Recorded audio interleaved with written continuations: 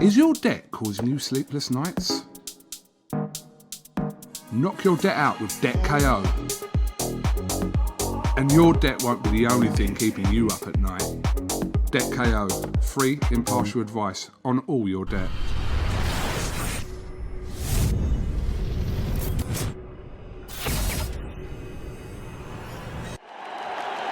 This is something that comes along every now and then in generation, and it's special. Razabani for IFL TV in association with MTK Global. With me on this Monday, cold, gloomy, dark evening, the knowledge himself, Mr. Spence Fearon. Spence, I would normally say it's been a long time, but it hasn't. How are we doing? I'm really good. Even better for speaking to you, Raz. So, salam alaikum. How's the family? How are the children? As always, I always ask. Everybody's good. I'm blessed, highly favored. So yeah, I'm good, my friend. Spencer, as we enter the last fight week of the year with Joshua and Kubrat Pulev, before we touch on that fight, I just want to roll back to last week where we saw Anthony Yarde against Lyndon Arthur, a great technical fight, a kind of fight for the purists because it was based on the jab. I know you know Anthony Yarde very well. You know Tunde Ajayi very, very well as well. How did you score the fight? Let me ask you first. I didn't really score it because I watched it live, but I watched it off of someone's link from Instagram, so I'm not gonna call the person's name, right? That's how I watched it, right? And from what I was seeing, it was a very, very close fight. So therefore, and this is me, my honest, humble opinion. If I didn't know Anthony Yarde, I just got to speak as it was. It was a close fight, and close fights are not robberies. You know what I mean? Close fights are close fights. And when you have close rounds, this is the next thing. When you have close rounds, you can go with the narrative, it's a close round when we should give it to the champion. Or it's a close round, we should give it to the guy that is pressing the fight. But if you think about it, Lyndon Arthur was trying educated jabs. I got to give him that. And what you can do, and fair play to Pat Barrett, he's my really good friend, Pat Barrett. So I can't say anything bad about him. My really good friend, and they had a game plan. They stuck to their game plan. But then also sometimes judges won't know how to judge the style that's being demonstrated by Anthony Yarde. That's why we had a disparity in the decision where one person in Ian John Lewis thought they understood the style of somebody coming forward and he had it very wide for Anthony Yarde. And the other two judges had it, Lyndon Arthur winning by 1 point. Who were fair judges, they gave it to him by 1 point. So therefore you have to ask yourself, if Anthony Yarde had tried to open up round 10, 11 and 12, just by opening up and letting his hands go, then he could have won. And that's not taking nothing away from Lyndon Arthur. Lyndon Arthur boxed a very, very good fight. And what I'm saying is that we shouldn't take away nothing from Lyndon Arthur. Lyndon Arthur boxed excellent. And the next thing, I was just being real. And he's my guy, right? And he's been through a lot this year, you know what I mean? But he's a warrior and he's still wanting to go and fight. But in the same thing, Lyndon Arthur's been through a lot. And I think he lost his brother when he was like a young kid and all that. He's been through a lot, man. And you know what I mean? I don't know Lyndon Arthur nowhere near as good. I've only met Lyndon Arthur once, but it was all love. I got a lot of time. I got a lot of time for Lyndon Arthur and Zalfa Barrett as well. So it's one of them ones. When fights are close, don't scream robbery. Because if Lyndon Arthur could go 12 rounds with you, Lyndon Arthur won the fight because he went 12 rounds. The narrative of the fight was Anthony Yarde should knock out this guy. He's meant to knock out this guy. He's a world-class guy. Anthony Yarde went 12 rounds with a guy that he should have knocked out. Right? There's no disrespect to Lyndon Arthur. I'm just saying, you should have knocked out because that was a narrative that everyone's going around with. I was thinking, hey, I don't see much of Lyndon Arthur. Yeah, you know what I mean? One common opponent, Spellman, Anthony Yarde should stop him. And he didn't. So therefore, and also, you when somebody's trying to jab at you, when someone's trying to jab at you and you're not pressing your will because you're the shorter man, then it could be, in the eyes of the judges who are not used to seeing all this slipping and moving and fainting and stuff like that. They're not used to seeing it. Because that's not something that is demonstrated thoroughly in a British ring. But if you're doing all of that, then you've got to throw 3 or 4 punches because at least 2 of them are going to hit. And unfortunately, Yarde wasn't doing that because nothing wasn't telling, no hurtful shots were coming to him. And to Arthur's credit, he was thinking, I'm just going to poke at the fire, but I don't want to ignite the flame. And that's what he did. He poked, and finally he was working for him. So, you know what I mean? I got to give credit to him, and that's that. Because what I'm not going to get on is like, it was a robbery. It wasn't a robbery. Close fights are close fights. Do you know what I mean? But the thing about it is this, I know any y'all can do better than that. So that's what I'm saying. Close fights are close fights. Take what it is as what it is. You know what I mean? And be gentlemanly in it. Do you know what I mean? Because I know Auntie Yarde. I know him very well. Calls me uncle. He knows Tundi's my guy. Irrespective of what everyone's trying to jump on Tundi right now, like, oh, this and that. How it goes is this. When you're unconventional, if things come off, you're a genius. If they don't, then you're an idiot. That's just life. But we shouldn't take away nothing from Arthur. He fought a very, very good game plan. He boxed very well, very sneaky. And that's it. And I urge any young boxer just to watch loads of fights. I'm not talking old fights. And I'm not talking Mayweather like 10 years ago, like old fights. I'm saying watch fights, constantly have fights. Any young guy, any fighter, you know what I say to guys? Have boxing in your house on constantly. Constantly. You're a fighter, have it on constantly. You know what I mean? When you got it on constantly, and I'm talking like great fighters, go back, like, I love calling the Murderer's Row. I love calling Ezra Chance. I love calling Archimbo. I love calling all of these guys, but you know what I mean? Nino Benvenuti, the former middleweight watcher, go have these fights just constantly on. You know what I mean? Wilfred Benitez, go have these fights, not just the big name stars like the Ali's and the Mike Tyson. No, there were guys who became champions, who became, sorry there, that was Undefeated Podcast trying to get an interview with me as well, right? I'm saying to you guys, but I'm on you guys channel right now, so I've got a big up IFL, right? So that's what I'm saying. So it's, what was it? Chris Eubank said after he fought Michael Watson the first fight, they're still phoning me, right? Chris Eubank said after fighting Michael Watson in the first fight, leading up to their second fight, which was September 91, right? And he said, Eubank said, if you'd have beaten me, I wouldn't begrudge you the win. Do not begrudge me the win. Simple things. Don't begrudge no one up there. You know what I mean?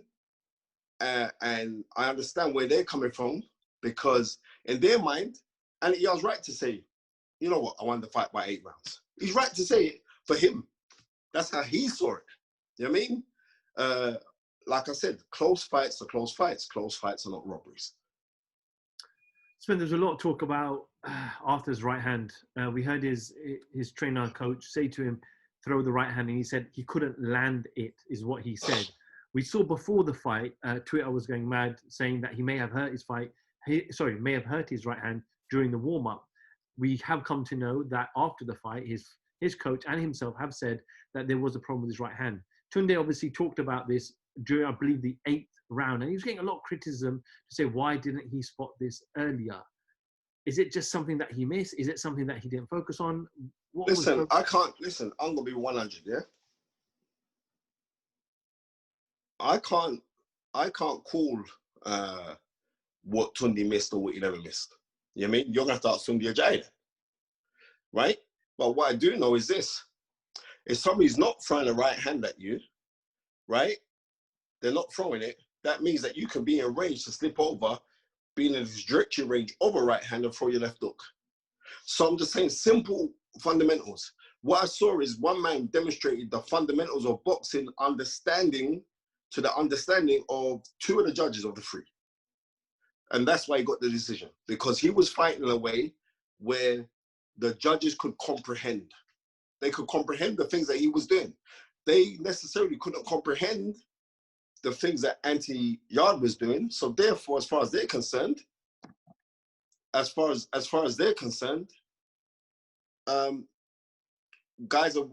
going to give that round to the guy that was just trying to jab. Reason why? Because when you walk into any boxing gym, you know what the first thing you're taught? How to stand, how to hold your hands up, and the first punch that you're taught is the jab. All right? I don't want to bore you guys with history, but the man that originated the jab was a man called Joe Gans. And Joe Gans was the first Black American world champion at featherweight. So don't want to bore you lot. But Joe Gans, feather and lightweight. So, you know, it is, you know what I mean? It is what it is. You know what I mean? Spence, do you feel like the fact that we live in this Floyd Mayweather era where fighters all of a sudden think that the zero is so important, the zero must stay on my record. If I have a zero, I'll get more sponsorship deals, I'll get more endorsements. But fighters need to realize the greatest of greatest lost fights, 4 fights, 5 fights, 6 fights. And when they lost, they learned from those fights. Well, unfortunately, this new era that we're living in, this tweet, text, IG era, it is, unfortunately, people are very ostentatious. And we forget, I mean, great fighters lose. Great fighters come back, right? You only call that, oh, well, Floyd Mayweather, because he highlighted it to say, oh, I've never lost a fight. And people seem to forget. And a lot of fighters are looking at or watching Floyd Mayweather as a welterweight. You know what I mean? Go watch Floyd Mayweather fought Getty. You know what I mean? Go watch. You know what I mean? Go watch the Floyd Mayweather of the Ndu fight, who was at lightweight. That man was a demon. Do you know what I mean? That, like, in later life, Floyd could slow down the pace to know, like, right, I have done all my past groundwork, so I can stay there, I can pop a jab, I can do, and I can steal rounds just by the presence of Floyd Mayweather. Certain fighters are not there yet. So that means that you got to let your hands go. It's as simple as that. Let your hands go. Study more boxing, study your craft more, brush yourself off. You'll come back from this, because that fight was more what Yarde didn't do to what Lyndon Arthur did do. And it's no disrespect to Lyndon Arthur, because I rate the guy. And when I mean I rate the guy, I rate him. Him and Zolfa Barrett, I like Zolfa Barrett a lot. You know what I mean? I remember I was being trolled by some idiot who was making all these little stupid videos. This some black guy, some stupid, calling me everything under, I'm Uncle Tom, I'm this, I'm blah. And we was at a fight. I think Joshua Bratsky was fighting. And a guy who I know, EJ Boxing Live, said, oh, that's that guy who's being slagged you off, right? So I looked and said, is it that? So I said, I went up to the guy, confronted the guy. He made videos about Johnny Nelson and Chris Eubank, calling them Uncle Toms. Don't worry, you can call them that. Don't never call me that. So I said, is it really? So I've gone up to the guy. Seriously, I'm going to smash him to bits. Right? I said, where's your mouth now? And it was Zolfa Barrett. And at the time, I didn't know that it was Lyndon Arthur. I didn't know. You know what I mean? This, Spence, you're a big man in the thing, you know. It's loud, this thing, loud, is it? And that was that. But the guy doo-dooed himself. So see all these little trolls? When you confront them, it's a whole different thing. So that is what it is. That's why, you know what I mean, I like the kid. You know what I mean? I remember lobbying for Pat Barrett, his trainer manager, lobbying for Pat Barrett to get his license when he was being refused by the area council of where he was from. He was being refused. I lobbied for him. I spoke to a couple guys in the board of control. He got overturned and he got his license. Pat Barrett was quick to tell everybody this. So, yeah, I mean, I've got a love for all of these guys. But what I do know is that Yarde will come back. Spence, obviously, we're in fight week. Joshua returns back. The question I want to ask, Spence, is there's been a lot of talk about Tyson Fury. With Eddie Hearn's come out and said Tyson Fury should be ringside for this fight.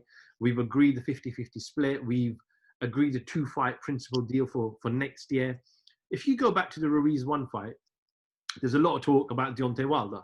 I spoke to Matthew Macklin yesterday, and he said when we did the fighters meeting with Joshua during the Ruiz 1 fight week, we had about 2 or 3 questions about Andy Ruiz. Everything was about Wilder. And Anthony Joshua admits himself that he took his eye off Ruiz and he was focusing on what was coming next. Could we potentially see that again this time around? Because there's a lot of talk about Fury. Never. I think Anthony Joshua learns from criticism. That's one thing I've known about him. You know what I mean? He learns from criticism. He takes it in. He's a very intelligent man. So, no, I think he knows. I think he's done it before. So once bitten, twice shy. He's taken his eye off the ball before. He came second best in the fight last year, June. So I don't think that's going to be the case this time. I think he's going to go out there. He knows he's got a job to go and do. And let's see that he goes out and does it. Pulev is not an easy fight. Pulev very vastly experienced. And he's clever. He's a very, very clever Bulgarian. So don't take nothing for chances, but I still see Andy Joshua winning that fight. Bob Arum's absolutely convinced Kubrat Pulev is going to ruin the party. Well, he's going to say that. Bob Arum's going to say that. If Bob Arum had Andy Joshua, that if you say that. So, do you know what I mean? And he's entitled to his opinion. He's a worldly wise man. But, you know, he did famously say, like, yeah, I was lying then, but today I'm telling the truth. Right? So, you know what I mean? Bob Arum is legendary in the sport, but I don't necessarily have to agree with everything that he says. And he's going to have his opinion. And I'm saying fair play to Bob Arum. So it is what it is. Spence, I'll end on this. Over the recent weeks, recent years, we've seen a lot of exhibition fights, celebrity YouTubers getting in the ring.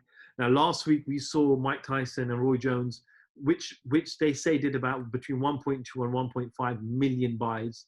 We're hearing about a Holyfield. And can I just say this? That's a combined age of 105. Roy Jones and Mike Tyson. And then a certain 23-year-old boxed the other day, and those 2 old men showed better head movement than a 23-year-old. It makes you kind of wonder that the fundamentals have been taken away from boxing.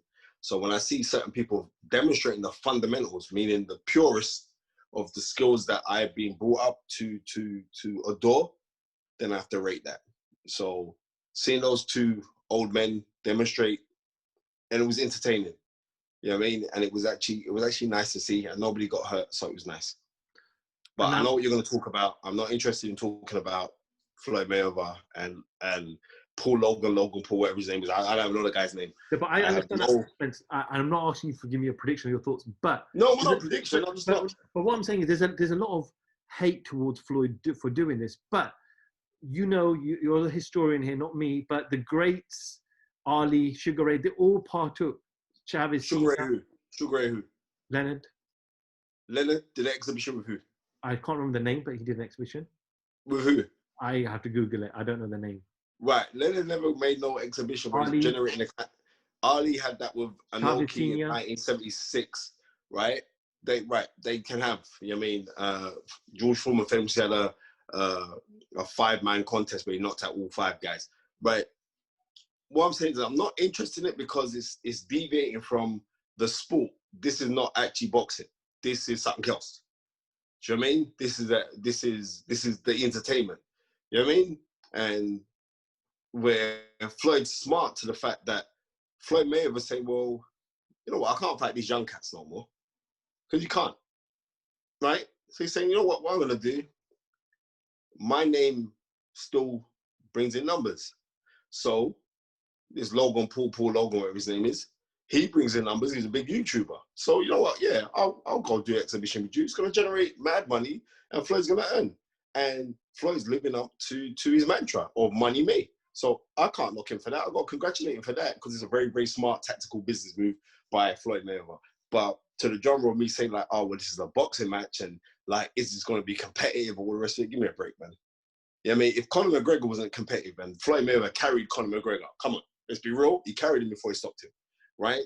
Come on, let's just call it as it is. Spence, finally end on this. This time last year, Errol Spence was involved in a horrific car accident. We thought we'll never see him in the ring again.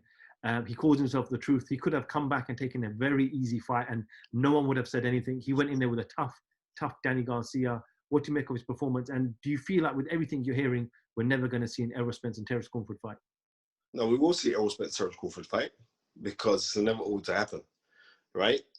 We will see that fight. I just know we're going to see that fight. There's no ifs or buts. As long as they both keep winning, we will see that fight. Because bottom line is going to generate enough money for both sides or parties to say, yeah, or allegedly, like, Terence Crawford's contract's up for the renewal with Top Rank. He may jump ship. We don't know. You know what I mean? If Terence Crawford got any sense, he'd come and speak to MTK Global, let them broker the deal for him. But anyway, that is, I'm just being 100. I'm telling you how it goes, right? So that fight is going to happen. I was very impressed with Errol Spence, but he did do nothing that I didn't think that he was not going to do. I knew he was going to go do this. But the reason why I thought the fight was going to be a little bit more intriguing, because if you look at Danny Garcia, any fight that goes to fight him, you see the best Danny Garcia. That just shows us just how strong Errol Spence is. He's ridiculously strong. He's a very, very good fighter. And God bless him for coming back from that car crash. And he must have demons or mental demons in his head. And it's a pleasure that he surpassed them as well. All right? He did say himself, I'm staying away from Ferraris and just going to invest in horses. Yeah, exactly. Spencer Fearon, IFL TV, thank you very much. Yeah, cool. And you know, I end it. Assalamu alaikum, rahmatullahi wa barakatuh to all my Muslim brothers and sisters. And let's spread love and peace to everyone, regardless of your skin tone, sexual preference, race, or religion. You know what I mean? Because love's the key. And that's the truth. All right? Assalamu alaikum. IFL, thank you very much. This is something that comes along every now and then in generation, and it's special.